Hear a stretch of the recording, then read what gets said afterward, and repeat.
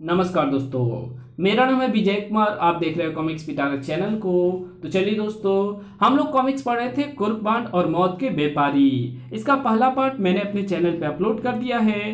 पहले पार्ट में मैंने इस कॉमिक्स को 15 पेज तक कवर कर दिया था। अब इस पार्ट में इसके आगे कहानी को शुरू करते हैं। खैर, फिक्र नोट, मैं इसे जाल में फांसूं या ये मुझे फंसाए, मतलब तो मेरा ही हल होगा। उधर कुर्कबांड के जाने के बाद मोटू काफी देर तक पुड़िया उड़ाने का प्लान बनाता रहा। फिर उठकर सामने वाले वार्ड की नर्स के पास पहुंचा। Hello sister. हेलो, तुम सामने वाले वार्ड के मरीज हो ना? यस। तुम पेट के मरीज हो, यहाँ क्यों चले आए? जाओ जाकर आराम करो। बिस्तर पर लेटे लेटे बोर हो गया था सिस्टर। मेरा साथी भी कई घंटों से गायब है।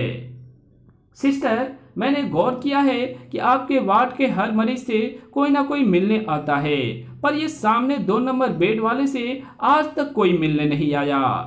हाँ, वो बाहर का रहने वाला है, यहाँ इसका कोई रिश्तेदार या जान पहचान वाला नहीं है। यही बात मेरे दिमाग में भी आई थी, इसलिए मैंने सोचा क्यों ना चलकर उससे 2-4 बातें की जाए। मेरी बोरियत भी दूर हो जाएगी और उसका दिल भी बहल जाएगा। बहुत अच्छी बात सोची तुमने। जाओ मिल लो, पर ज्यादा देर मत करना। Thank you sister.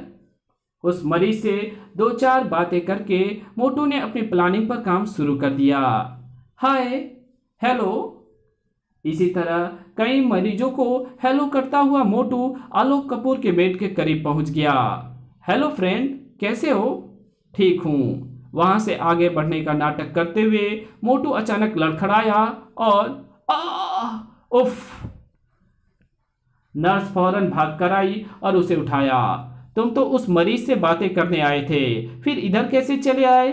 लेकिन इसी बीच मोटू आलोक के तकिए के नीचे रखी ड्रग्स की पुड़िया निकालकर अपने जेब में पहुंचा चुका था। मैं वापस जा रहा था, सोचा सबसे हेलो कर लूं, पर यहाँ पर पैर लड़खड़ा गए। चलो मैं तुम्हें तुम्हारे बेड तक पहुंचा दूं। नर्स मोटू को बेड तक छोड़कर चली गई। मोटू लपक कर टॉयलेट में घुस गया और काम खत्म। कुछ देर बाद, अब बाण भैया ये नहीं कह सकते कि मैं अकेला कुछ नहीं कर सकता।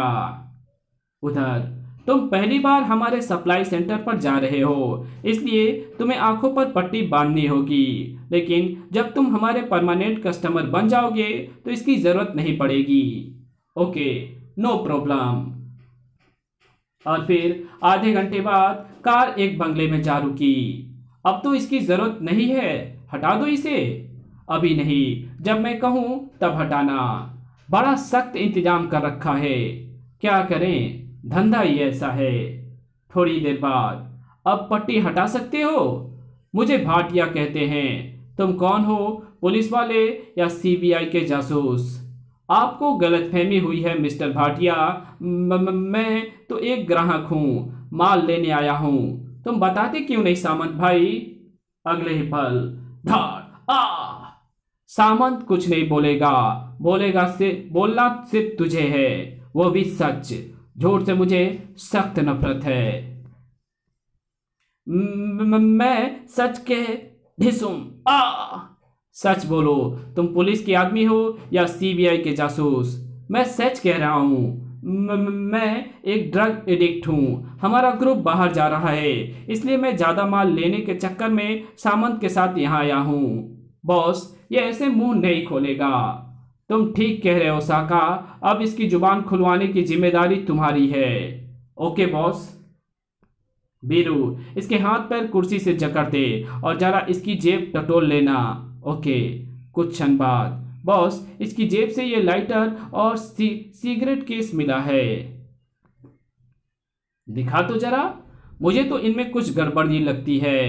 इन्हें पास्कल के पास ले जाओ, कहना जितनी जल्दी हो सके इनके बारे में रिपोर्ट दे।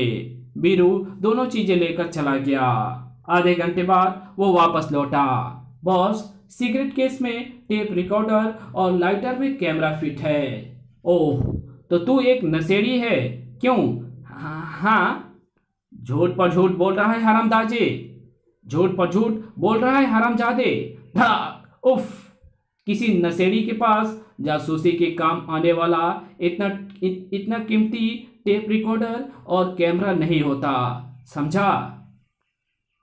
वैसे एक बात तो साफ हो गई है, तो पुलिस का आदमी नहीं है, क्योंकि जासूसी के इतने अच्छे उपकरण अभी पुलिस विभाग के पास नहीं है, तो यकीनन सीबीआई का जासूस है। लेकिन सीबीआई वाले यूं ही किसी केस पर काम शुरू नहीं कर देते। जब पुलिस विभाग कोई केस उन्हें रेफर करता है या फिर कोई ऊंची पहुंच वाला आदमी उन पर केस हल करने के लिए दबाव डाले, तभी सीबीआई वाले हरकत में आते हैं। पुलिस ने भी हमारा केस रेफर नहीं किया, ऐसा होता तो हमें पता चल जाता। जरूर किसी ऊंची पहुंच वाले ने ही सीबीआई का ध्यान हमारी ओर लगाया है। तो मुझे उस आदमी का नाम बता दे, मैं वादा करता हूं तुझे जिंदा छोड़ दिया जाएगा। इधर मैंने सच्चाई बताई, उधर ये ना सिर्फ मुझे खत्म कर देगा बल्कि सेठ कपूर और उसका लड़का भी नाहक मारे जाएंगे। ये मुझे चाहे जितना टॉर्चर करे, मैं सच नहीं बोलूंगा। क्या सोच रहे हो? सोच रहा हूं तुम्हें किस तरह अपनी बात का यकीन दिलाऊं। ये हरामजादा तो तोते की तरह एक ही बात बोले जा रहा है। साका, तुम शुरू हो जाओ, तभी यह अपना सुर बदलेगा। अगले ही पल ठिसुम ठिसुम ठिसुम, उफ, मर गया। 10 मिनट तक साका कुर्बान की ठुकाई करता रहा, पर कुर्बान का मुंह ना खुलवा सका। बीरू, जरा ऑपरेशन करने वाला चाकू और नमक मिर्च ले आ। कुछ देर बाद, अब देखता हूं तू कब तक मुंह नहीं खोलता। ऊपर वाले, कहां फंसा दिया, यह कमबख्त तो मेरा पोस्टमार्टम करने पर तुला है। फिर इससे पहले कि साका कुछ करता, बॉस आपके लिए मैसेज है। Hello, Bhatia speaking. भाटिया, रात 1 बजे माल आ रहा है, माल लेने तुम खुद जाना। Okay boss. और हाँ, मुझे खबर मिली है कि अड्डे पर कोई आदमी लाया गया है। कौन है वो? मुझे अभी तक इस बारे में खबर क्यों नहीं दी गई? मुझे वो सीबीआई का जासूस लगता है बॉस, मैं उसे टॉर्चर कर रहा था, इसलिए आपको खबर ना दे सका। फिर भाटिया ने पूरी बात बॉस को बता दी। पूरी बात सुनकर, अगर वो माल लेने जाने से पहले मुंह खोल दे तो ठीक है, वरना उसे साथ लेते जाना और पेमेंट के साथ उसे भी पार्टी को सौंप देना। वो लोग उसे खुद ठिकाने लगा देंगे। ठीक है बॉस, मैं ऐसा ही करूंगा। रात 9 बजे भाटिया माल लेने के लिए रवाना हो गया। बड़ा सख्त जान निकला बॉस, इतना टॉर्चर किया पर कमबख्त ने मुंह नहीं खोला। इन लोगों का मुंह खुलवाना आसान नहीं होता साका, ये बड़े पक्के होते हैं।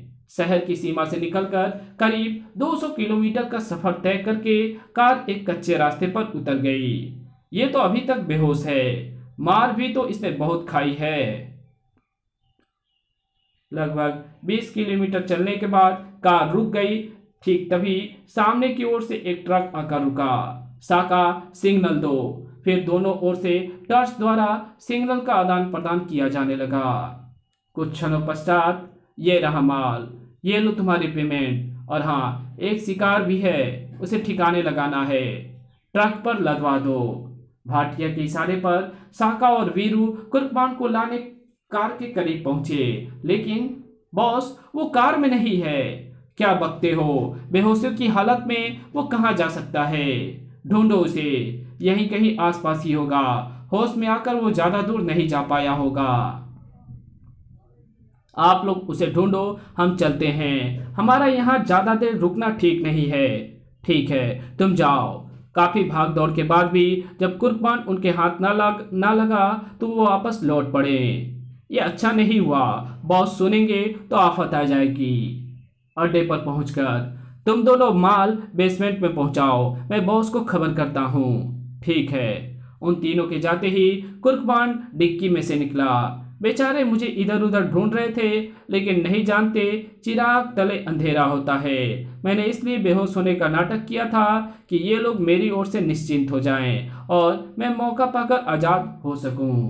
कुर्बान ने इधर उधर देखा और कुछ देर बाद वो टेलीफोन बूथ से हॉस्पिटल फोन कर रहा था। हेलो सिस्टर, वार्ड नंबर 4 के 2 नंबर के मरीज मिस्टर मोटू से बात करा दीजिए, बहुत जरूरी बात करनी है। चिंता ना कीजिए, मिस्टर मोटू आपकी हथेली 50 के नोट से गर्म कर देंगे। कुछ देर बाद, हेलो बाण भैया, कहाँ से बोल रहे हो? सवाल मत करो मोटू, जो कह रहा हूं उसे ध्यान से सुनो। फौरन हॉस्पिटल से निकलकर घर पहुंचो और फिर फर्स्ट एड और मेकअप बॉक्स लेकर लिंकन रोड बूथ नंबर 8 पर पहुंचो और जासूसी कैमरा, टेप रिकॉर्डर एवं रिवॉल्वर भी साथ लेते आना। ठीक है, मैं जल्द से जल्द पहुंच रहा हूं। उधर भाटिया, मुझे तुमसे इतनी बड़ी मूर्खता की उम्मीद नहीं थी। तुम्हें उसके हाथ पर बांध कर रखने चाहिए थे। खैर, अब वो अड्डा फौरन छोड़ दो और वहां का माल दूसरे अड्डे पर पहुंचाकर मुझसे मिलो। Okay boss. ट्रांसमीटर ऑफ करके भाटिया ने साका को बुलाया। साका, जल्दी से यहाँ का सारा माल समेटो, हम फौरन ये अड्डा छोड़ रहे हैं। ड्रग्स का एक बीकन या हमसे संबंधित कोई कागज पत्र यहाँ नहीं छूटना चाहिए। बहुत अच्छा बॉस। उधर 1 घंटे के अंदर मोटू कुर्कबान तक पहुंच गया। ये क्या हालत हो गई है तुम्हारी? लगता है किसी ने जमकर सेवा की है। बकवास मत कर, जल्दी से मेरे जख्मों की मरहम पट्टी कर दे। एक नज़र 7वें बंगले पर लगाए रखना, कोई बाहर निकले तो मुझे बताना। ठीक है। 20 मिनट बाद बाण भैया, उस बंगले से 2 कारें निकल रही है, हमें इनका पीछा करना है। मोटरसाइकिल तू चला, मैं नहीं चला पाऊंगा, और हेडलाइट मत जलाना, अंधेरे में चला लेगा ना। फिक्र नॉट, तुम्हारे साथ रहकर अब तो मैं भी ट्रेंड हो गया हूँ। और फिर पीछा करने का सिलसिला शुरू हो गया। शाबाश, इतना फासला बनाए रख ताकि वो लोग पीछे देखे भी तो उन्हें कुछ नजर ना आए। साका, एक नजर पीछे देख, कोई पीछा तो नहीं कर रहा? कोई नहीं है बॉस, दूर दूर तक अंधेरा छाया हुआ है। इसका मतलब वो जासूस ना तो खुद यहाँ पहुंच पाया है और ना ही अपने साथियों को खबर कर पाया है। भाटिया दूसरे अड्डे पर माल पहुंचाकर जब बॉस से मिलने पहुंचा तो सुबह हो चुकी थी। अब मेरे लिए क्या आदेश है बॉस?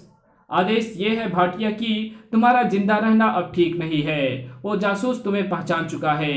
अब देर सवेर वो तुम्हारे सहारे पूरे गैंग के बारे में जान जाएगा, फिर उसे मुझ तक पहुंचने में देर नहीं लगेगी। क्लिक। मैं अंडरग्राउंड हो जाऊंगा बॉस, वो जासूस मुझ तक नहीं पहुंच पाएगा। मैं सामान को खत्म कर दूंगा ताकि वो जासूस उसके जरिए किसी भी सप्लाई सेंटर तक ना पहुंच सके। सामान को खत्म किया जा चुका है भाटिया।